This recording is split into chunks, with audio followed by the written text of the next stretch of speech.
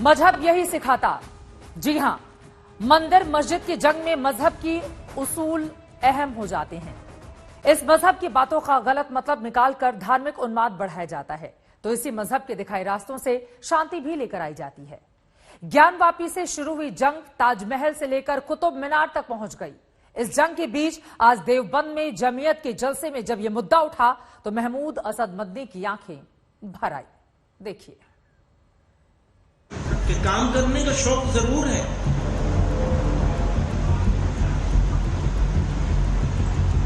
लेकिन पड़ों का साया इस तरह उठ जाएगा।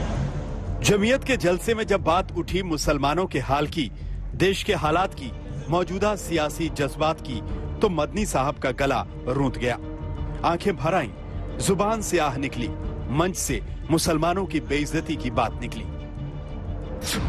बातें तो बहुत लोग राष्ट्र निर्माण की, राष्ट्र रक्षा की, राष्ट्र सुरक्षा की करते हैं,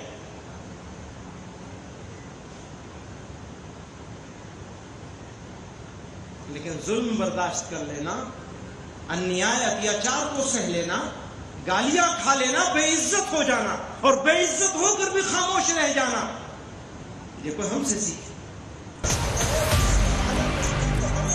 भावुक मदनी ने मुसलमानों पर जुल्म का जिक्र किया, समाज में बढ़ती नफरत पर फिक्र किया। किसी सियासतदान का सीधे तौर पर नाम नहीं लिया, लेकिन इशारों इशारों में बीजेपी और योगी सरकार पर निशाना साध दिया।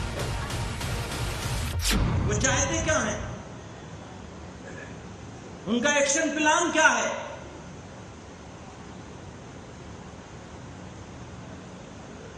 समझ लीजिए अच्छी तरह से, जो नफरत के खिलाड़ी हैं उनकी अक्सरियत नहीं है।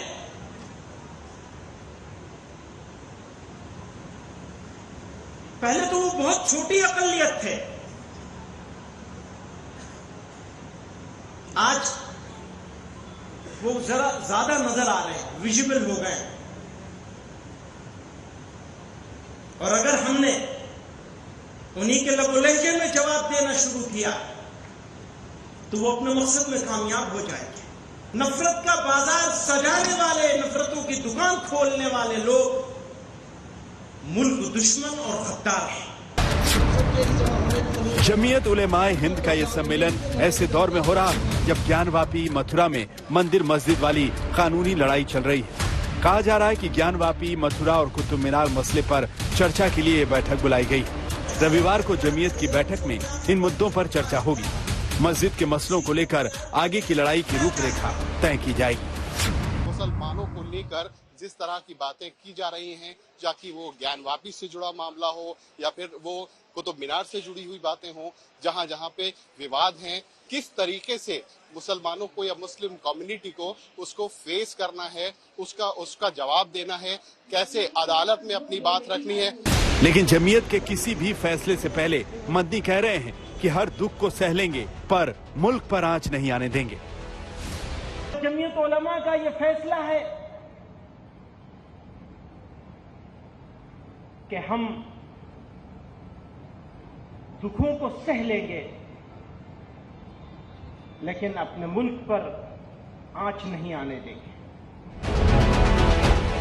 जमीयत की बैठक में मंदिर मस्जिद वाली कानूनी जंग पर जो भी फैसला हो, लेकिन इशारों में बीजेपी पर हमला बोल मदनी ने यूपी का सियासी पारा बढ़ा दिया है। नेता कह रहे हैं बीजेपी राज का नारा है सबका साथ, और ऐसे बयानों के पीछे सिर्फ मुसलमानों को भड़काने की साजिश है। भारतीय जनता पार्टी शुचिता के साथ पूरे देश के सभी नागरिकों को साथ लेकर के चलती है। आदरणीय प्रधानमंत्री नरेंद्र मोदी जी ने जो नारा दिया, सबका साथ सबका विकास सबका विश्वास, उसी के तहत हम सब काम करते हैं। प्रधानमंत्री आवास योजना के तहत सभी गरीबों को मकान मिले हैं, उसमें हमारे मुस्लिम समाज के भी भाई हैं और सब लोग हैं। इस प्रकार की बातें भारत के संदर्भ में कहना बिल्कुल उचित नहीं है। जमीयत उलमाए हिंद के अध्यक्ष मौलाना महमूद मदनी पाकिस्तान के प्रधानमंत्री इमरान खान का रोना जो यूएन में रोया था उन्होंने, उसको आगे बढ़ाने का काम उनके इशारे पर हिंदुस्तान में कर रहे हैं। इस बैठक में यह साफ निकल कर आ गया, इसके प्रमाण मौजूद हैं। तो इसलिए आप पाकिस्तान के हथियार से हिंदुस्तान पर वार करेंगे और घड़ियाली आंसू भी बहाएंगे। इन आंसुओं पर कोई आपके नरम होने वाला नहीं है और ना कोई मरहम लगाने वाला है। बहरहाल जमीयत की बैठक की टाइमिंग गौर करने वाली है। ज्ञानवापी और मथुरा का मुद्दा जोर पकड़ रहा है तो मुसलमान भी आगे का ब्लूप्रिंट तैयार करने में जुट गए।